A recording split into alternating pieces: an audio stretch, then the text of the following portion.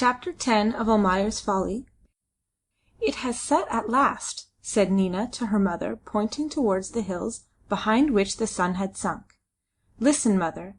I am going now to Bulangi's Creek, and if I should never return—" She interrupted herself, and something like doubt dimmed for a moment the fire of suppressed exultation that had glowed in her eyes and had illuminated the serene impassiveness of her features with a ray of eager life during all that long day of excitement, the day of joy and anxiety, of hope and terror, of vague grief and indistinct delight. While the sun shone with that dazzling light in which her love was born and grew till it possessed her whole being, she was kept firm in her unwavering resolve by the mysterious whisperings of desire which filled her heart with impatient longing for the darkness that would mean the end of danger and strife, the beginning of happiness, the fulfilling of love, the completeness of life. It had set at last. The short tropical twilight went out before she could draw the long breath of relief, and now the sudden darkness seemed to be full of menacing voices calling upon her to rush headlong into the unknown, to be true to her own impulses, to give herself up to the passion she had evoked and shared. He was waiting. In the solitude of the secluded clearing, in the vast silence of the forest, he was waiting alone, a fugitive in fear of his life. Indifferent to his danger, he was waiting for her. It was for her only that he had come, and now, as the time approached when he should have his reward, she asked herself with dismay what meant that chilling doubt of her own will and of her own desire. With an effort she shook off the fear of the passing weakness. He should have his reward. Her woman's love and her woman's honour overcame the faltering distrust of that unknown future waiting for her in the darkness of the river. "No, you will not return," muttered Mrs. Almayer, prophetically. "Without you he will not go, and if he remains here—" She waved her hand towards the light of Almayer's Folly, and the unfinished sentence died out in a threatening murmur. The two women had met behind the house, and now were walking slowly together towards the creek where all the canoes were moored. Arrived at the fringe of bushes, they stopped by a common impulse, and Mrs. Almayer, laying her hand on her daughter's arm, tried in vain to look close into the girl's averted face. When she attempted to speak, her first words were lost in a stifled sob that sounded strangely coming from that woman who, of all human passions, seemed to know only those of anger and hate. "You are going away to be a great Rani," she said at last, in a voice that was steady enough now, "and if you be wise you shall have much power that will endure many days, and even last into your old age. What have I been? A slave all my life, and I have cooked rice for a man who had no courage and no wisdom. Hai! Even I was given in gift by a chief and a warrior to a man that was neither. Hai! Hai!" She wailed to herself softly, lamenting the lost possibilities of murder and mischief that could have fallen to her lot had she been mated with a congenial spirit. Nina bent down over Mrs. Almayer's slight form and scanned attentively.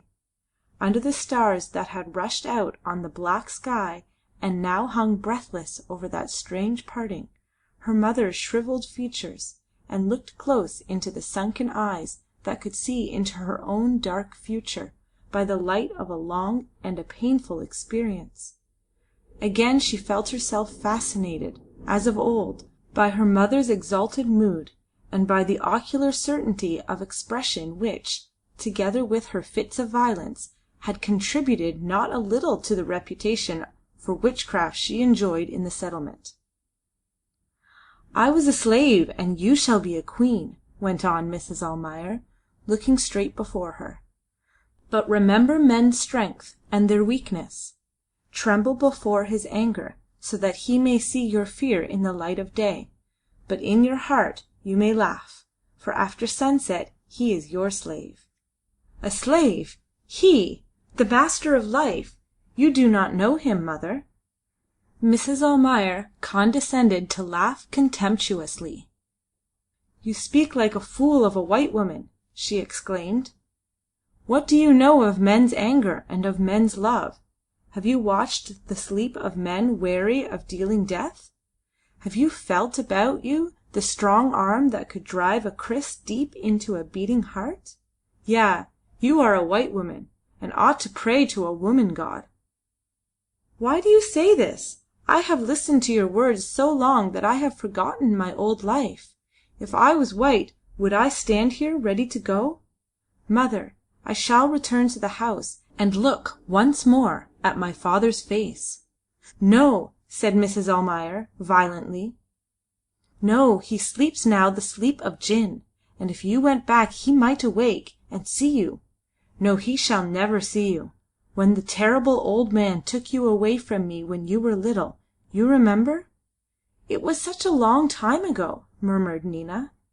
"I remember," went on Mrs. Almayer, fiercely. "I wanted to look at your face again. He said no. I heard you cry and jumped into the river. You were his daughter then. You are my daughter now. Never shall you go back to that house. You shall never cross this courtyard again. No, no." Her voice rose almost to a shout. On the other side of the creek there was a rustle in the long grass. The two women heard it, and listened for a while in startled silence. "I shall go," said Nina, in a cautious but intense whisper. "What is your hate or your revenge to me?" She moved towards the house, Mrs. Almayer clinging to her and trying to pull her back. "Stop! You shall not go!" she gasped. Nina pushed away her mother impatiently and gathered up her skirts for a quick run, but Mrs. Almayer ran forward and turned round, facing her daughter with outstretched arms. "If you move another step," she exclaimed, breathing quickly, "I shall cry out. Do you see those lights in the big house? There sit two white men, angry because they cannot have the blood of the man you love. And in those dark houses," she continued, more calmly, as she pointed towards the settlement, "my voice could wake up men that would lead the Orang Blanda soldiers to him who is waiting for you, for you." She could not see her daughter's face, but the white figure before her stood silent and irresolute in the darkness. Mrs. Almayer pursued her advantage. "Give up your old life. Forget," she said in entreating tones. "Forget that you ever looked at a white face. Forget their words. Forget their thoughts. They speak lies. And they think lies because they despise us that are better than they are, but not so strong. Forget their friendship and their contempt. Forget their many gods. Girl, why do you want to remember the past, when there is a warrior and a chief ready to give many lives, his own life, for one of your smiles?" While she spoke she pushed gently her daughter towards the canoes, hiding her own fear, anxiety, and doubt under the flood of passionate words that left Nina no time to think and no opportunity to protest, even if she had wished it. But she did not wish it now. At the bottom of that passing desire to look again at her father's face there was no strong affection. She felt no scruples and no remorse at leaving suddenly that man whose sentiment towards herself she could not understand, she could not even see. There was only an instinctive clinging to old life, to old habits, to old faces. That fear of finality which lurks in every human breast, and prevents so many heroisms and so many crimes. For years she has stood between her mother and her father, the one so strong in her weakness, the other so weak where he could have been strong. Between those two beings so dissimilar, so antagonistic, she stood with mute heart, wondering and angry at the fact of her own existence. It seemed so unreasonable, so humiliating, to be flung there in that settlement and to see the days rush by into the past without a hope, a desire, or an aim that would justify the life she had to endure in ever-growing weariness. She had little belief and no sympathy for her father's dreams, but the savage ravings of her mother chanced to strike a responsive chord, deep down somewhere in her despairing heart, and she dreamed dreams of her own, with the persistent absorption of a captive thinking of liberty within the walls of his prison cell. With the coming of Dain, she found the road to freedom by obeying the voice of the new-born impulses, and with surprised joy she thought she could read in his eyes the answer to all the questionings of her heart. She understood now the reason and the aim of life, and in the triumphant unveiling of that mystery, she threw away disdainfully her past with its sad thoughts, its bitter feelings, and its faint affections, now withered and dead in contact with her fierce passion. Mrs. Almayer unmoored Nina's own canoe, and, straightening herself painfully, stood, painter in hand, looking at her daughter. "Quick," she said, "get away before the moon rises, while the river is dark. I am afraid of Abdullah's slaves. The wretches prowl in the night often, and might see and follow you. There are 2 paddles in the canoe." Nina approached her mother, and hesitatingly touched lightly with her lips the wrinkled forehead. Mrs. Almayer snorted contemptuously in protest against that tenderness which she, nevertheless, feared could be contagious. "Shall I ever see you again, mother?" murmured Nina. "No," said Mrs. Almayer, after a short silence.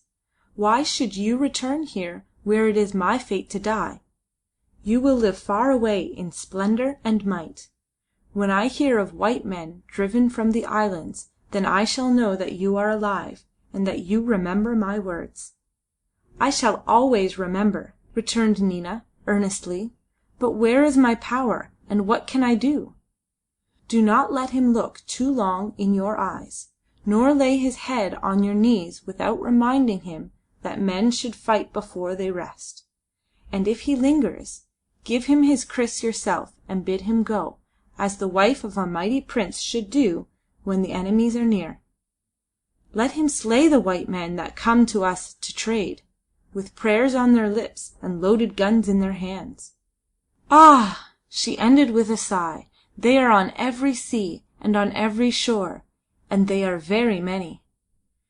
She swung the bow of the canoe towards the river, but did not let go the gunwale, keeping her hand on it in irresolute thoughtfulness. Nina put the point of the paddle against the bank, ready to shove off into the stream. "What is it, mother?" she asked in a low voice. "Do you hear anything?" "No," said Mrs. Almayer, absently. "Listen, Nina," she continued abruptly, after a slight pause. "In after years there will be other women." A stifled cry in the boat interrupted her, and the paddle rattled in the canoe as it slipped from Nina's hand, which she put out in a protesting gesture. Mrs. Almayer fell on her knees on the bank and leaned over the gunwale, so as to bring her own face close to her daughter's. "There will be other women," she repeated firmly. "I tell you that because you are half white, and may forget that he is a great chief, and that such things must be. Hide your anger, and do not let him see on your face the pain that will eat your heart. Meet him with joy in your eyes and wisdom on your lips, for to you he will turn in sadness or in doubt. As long as he looks upon many women your power will last. But should there be one only with whom he seems to forget you, then—" "I could not live," exclaimed Nina, covering her face with both her hands. "Do not speak so, mother. It could not be." "Then," went on Mrs. Almayer, steadily, "to that woman, Nina, show no mercy." She moved the canoe down towards the stream by the gunwale, and gripped it with both her hands, the bow pointing into the river. "Are you crying?"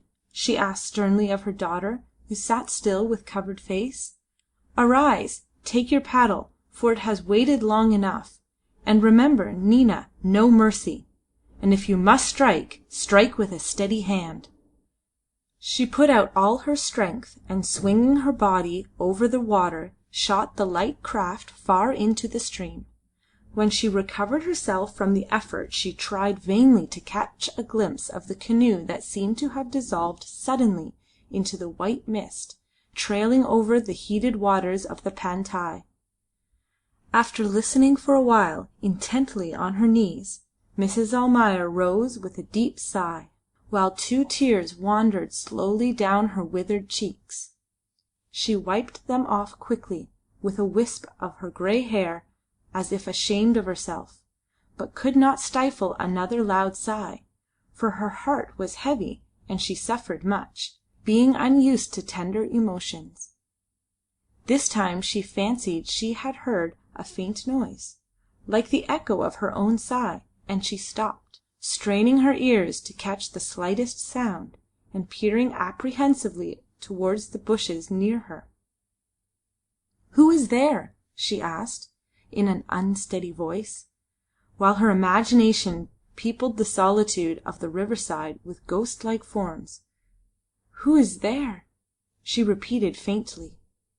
There was no answer, only the voice of the river murmuring in a sad monotone behind the white veil seemed to swell louder for a moment, to die away again in a soft whisper of eddies washing against the bank. Mrs. Almayer shook her head as if in answer to her own thoughts, and walked quickly away from the bushes, looking to the right and left watchfully. She went straight towards the cooking shed, observing that the embers of the fire there glowed more brightly than usual, as if somebody had been adding fresh fuel to the fires during the evening. As she approached, Babalatchi, who had been squatting in the warm glow, rose and met her in the shadow outside. "Is she gone?" asked the anxious statesman hastily. "Yes," answered Mrs. Almayer. "What are the white men doing? When did you leave them?" "They are sleeping now, I think. May they never wake!" exclaimed Babalatchi fervently. "Oh, but they are devils, and made much talk and trouble over that carcass. The chief threatened me twice with his hand, and said he would have me tied up to a tree. Tie me up to a tree! Me!" he repeated, striking his breast violently. Mrs. Almayer laughed tauntingly. "And you salaamed and asked for mercy. Men with arms by their side acted otherwise when I was young." "And where are they, the men of your youth, you mad woman?" retorted Babalatchi angrily. "Killed by the Dutch. Aha! But I shall live to deceive them. A man knows when to fight, and when to tell peaceful lies. You would know that if you were not a woman." But Mrs. Almayer did not seem to hear him. With bent body and outstretched arm she appeared to be listening to some noise behind the shed. "There are strange sounds," she whispered, with evident alarm. "I have heard in the air the sounds of grief, as of a sigh and weeping. That was by the riverside. And now again I heard—" "Where?" asked Babalatchi in an altered voice. "What did you hear?" "Close here. It was like a breath long drawn. I wish I had burnt the paper over the body before it was buried." "Yes," assented Babalatchi, "but the white men had him thrown into a hole at once. You know he found his death on the river," he added cheerfully, "and his ghost may hail the canoes, but would leave the land alone." Mrs. Almayer, who had been craning her neck to look round the corner of the shed, drew back her head. "There is nobody there," she said, reassured. "Is it not time for the Rajah war canoe to go to the clearing?" "I have been waiting for it here, for I myself must go," explained Babalatchi. "I think I will go over and see what makes them late. When will you come? The Rajah gives you refuge." "I shall paddle over before the break of day. I cannot leave my dollars behind," muttered Mrs. Almayer. They separated. Babalatchi crossed the courtyard towards the creek to get his canoe, and Mrs. Almayer walked slowly to the house, ascended the plankway, and passing through the back verandah entered the passage leading to the front of the house. But before going in she turned into the doorway and looked back at the empty and silent courtyard, now lit up by the rays of the rising moon. No sooner she had disappeared, however, than a vague shape flitted out from amongst the stalks of the banana plantation, darted over the moonlit space, and fell in the darkness at the foot of the verandah. It might have been the shadow of a driving cloud, so noiseless and rapid was its passage, but for the trail of disturbed grass, whose feathery heads trembled and swayed for a long time in the moonlight before they rested motionless and gleaming, like a design of silver sprays embroidered on a sombre background. Mrs. Almayer lighted the coconut lamp, and lifting cautiously the red curtain, gazed upon her husband, shading the light with her hand. Almayer, huddled up in the chair, one of his arms hanging down, the other thrown across the lower part of his face as if to ward off an invisible enemy, his legs stretched straight out, slept heavily, unconscious of the unfriendly eyes that looked upon him in disparaging criticism. At his feet lay the overturned table, amongst a wreck of crockery and broken bottles. The appearance as of traces left by a desperate struggle was accentuated by the chairs, which seemed to have been scattered violently all over the place, and now lay about the verandah with a lamentable aspect of inebriety in their helpless attitudes. Only Nina's big rocking-chair, standing back and motionless on its high runners, towered above the chaos of demoralized furniture, unflinchingly dignified and patient, waiting for its burden. With a last scornful look towards the sleeper, Mrs. Almayer passed behind the curtain into her own room. A couple of bats, encouraged by the darkness and the peaceful state of affairs, resumed their silent and oblique gambols above Almayer's head, and for a long time the profound quiet of the house was unbroken, save for the deep breathing of the sleeping man and the faint tinkle of silver in the hands of the women preparing for flight. In the increasing light of the moon that had risen now above the night mist, the objects on the verandah came out strongly outlined in black splashes of shadow, with all the uncompromising ugliness of their disorder, and a caricature of the sleeping Almayer appeared on the dirty whitewash of the wall behind him in a grotesquely exaggerated detail of attitude and feature enlarged to a heroic size.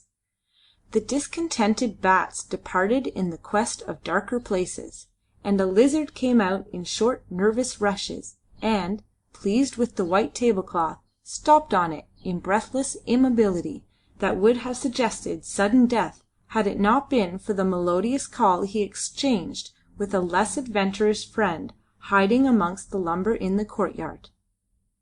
Then the boards in the passage creaked, the lizard vanished, and Almayer stirred uneasily with a sigh. Slowly, out of the senseless annihilation of drunken sleep, he was returning through the land of dreams to waking consciousness. Almayer's head rolled from shoulder to shoulder in the oppression of his dream. The heavens had descended upon him like a heavy mantle, and trailed in starred folds far under him. Stars above, stars all round him, and from the stars under his feet rose a whisper full of entreaties and tears, and sorrowful faces flitted amongst the clusters of light filling the infinite space below. How escape from the importunity of lamentable cries, and from the look of staring, sad eyes in the faces which pressed round him till he gasped for breath under the crushing weight of the worlds that hung over his aching shoulders? Get away! But how? If he attempted to move, he would step off into nothing, and perish in the crashing fall of that universe of which he was the only support. And what were the voices saying? Urging him to move. Why? Move to destruction. Not likely. The absurdity of the thing filled him with indignation.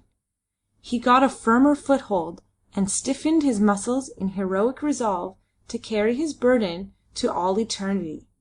And ages passed in the superhuman labour amid the rush of circling worlds, in the plaintive murmur of sorrowful voices urging him to desist before it was too late, till the mysterious power that had laid upon him the giant task seemed at last to seek his destruction.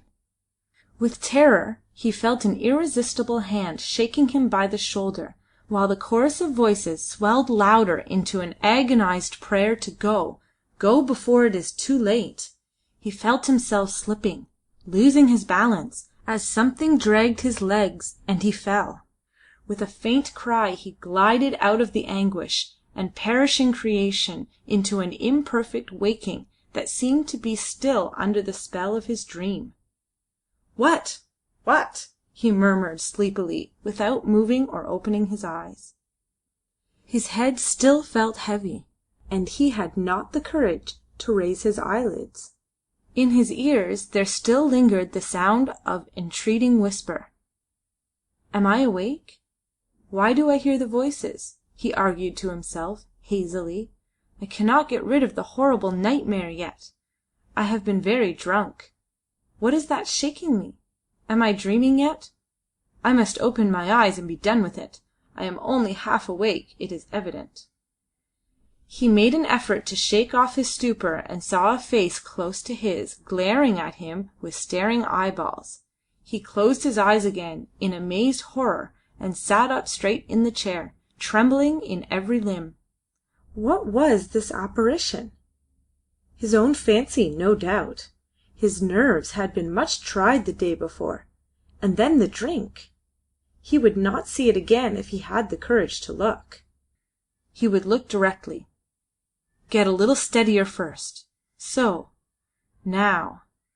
He looked. The figure of a woman standing in the steely light, her hands stretched forth in a suppliant gesture, confronted him from the far-off end of the veranda, and in the space between him and the obstinate phantom floated the murmur of words that fell on his ears in a jumble of torturing sentences, the meaning of which escaped the utmost efforts of his brain. Who spoke the Malay words? Who ran away? Why too late? And too late for what? What meant those words of hate and love mixed so strangely together, the ever-recurring names falling on his ears again and again? Nina, Dain, Dain, Nina? Dain was dead, and Nina was sleeping, unaware of the terrible experience through which he was now passing. Was he going to be tormented for ever, sleeping or waking, and have no peace either night or day? What was the meaning of this? He shouted the last words aloud. The shadowy woman seemed to shrink and recede a little from him towards the doorway, and there was a shriek.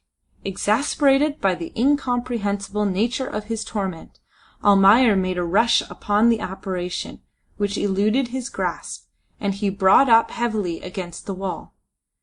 Quick as lightning he turned round and pursued fiercely the mysterious figure fleeing from him with piercing shrieks that were like fuel to the flames of his anger.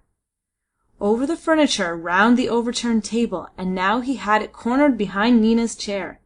To the left, to the right they dodged, the chair rocking madly between them, she sending out shriek after shriek at every feint, and he growling meaningless curses through his hard-set teeth. Oh, the fiendish noise that split his head and seemed to choke his breath! It would kill him. It must be stopped. An immense desire to crush that yelling thing induced him to cast himself recklessly over the chair with a desperate grab, and they came down together in a cloud of dust amongst the splintered wood.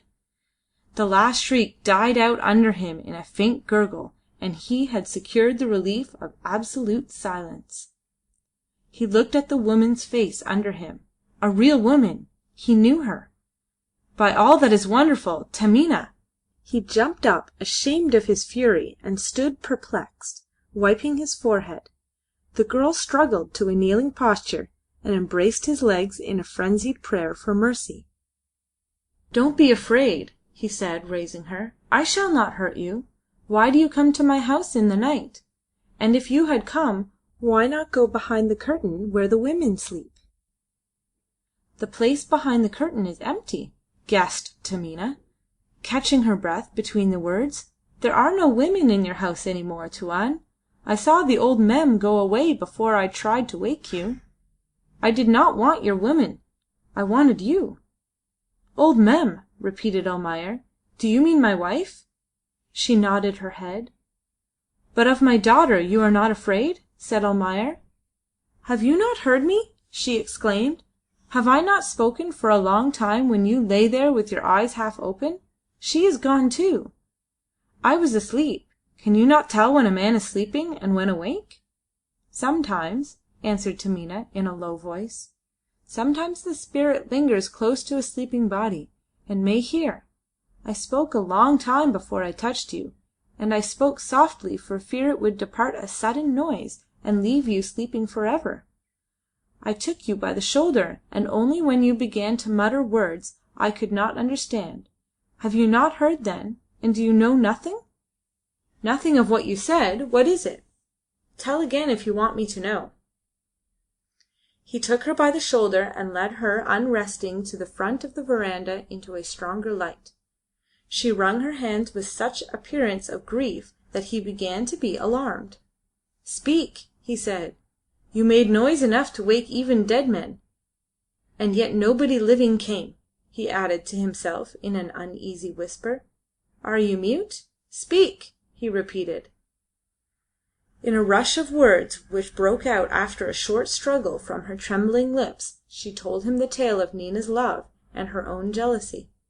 Several times he looked angrily into her face and told her to be silent, but he could not stop the sounds that seemed to him to run out in a hot stream, swirl about his feet, and rise in scalding waves about him, higher, higher, drowning his heart, touching his lips with a feel of molten lead, bolting out his sight in scorching vapour, closing over his head, merciless and deadly.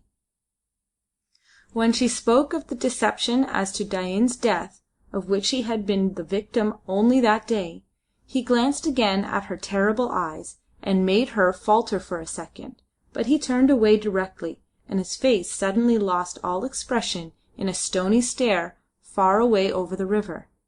Ah, the river! His old friend and his old enemy, speaking always with the same voice as he runs from year to year, bringing fortune or disappointment, happiness or pain, upon the same varying but unchanging surface of glancing currents and swirling eddies. For many years he had listened to the passionless and soothing murmur that sometimes was the song of hope, at times the song of triumph, of encouragement, more often the whisper of consolation that spoke of better days to come. For so many years! So many years! And now, to the accompaniment of that murmur, he listened to the slow and painful beating of his heart. He listened attentively, wondering at the regularity of its beats. He began to count mechanically. 1, 2. Why count? At the next beat it must stop. No heart could suffer so and beat so steadily for long. Those regular strokes, as of a muffled hammer that rang in his ears, must stop soon. Still beating, unceasing and cruel. No man can bear this. And is this the last? Or will the next one be the last?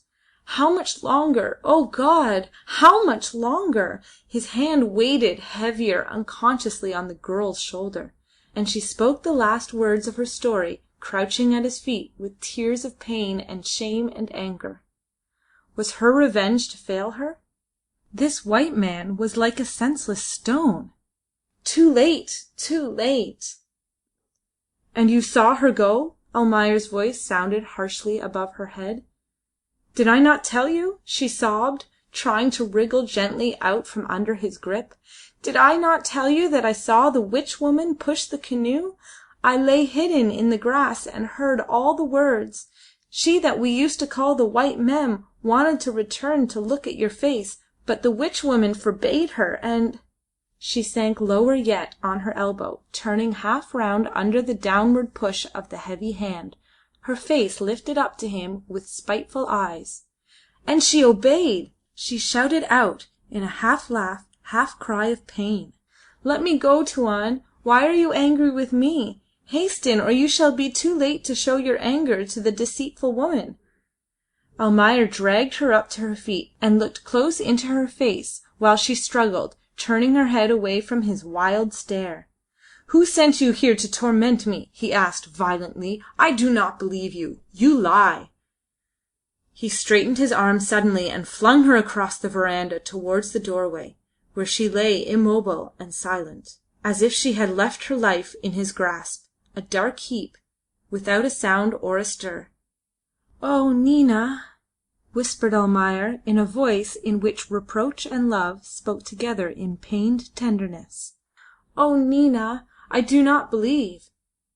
A light draught from the river ran over the courtyard in a wave of bowing grass, and entering the verandah touched Almayer's forehead with its cool breath, in a caress of infinite pity. The curtain in the women's doorway blew out and instantly collapsed with startling helplessness. He stared at the fluttering stuff.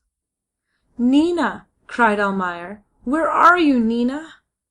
The wind passed out of the empty house in a tremulous sigh, and all was still. Almayer hid his face in his hands as if to shut out a loathsome sight. When, hearing a slight rustle, he uncovered his eyes, the dark heap by the door was gone. End of chapter 10. Recording by Crystal Treader.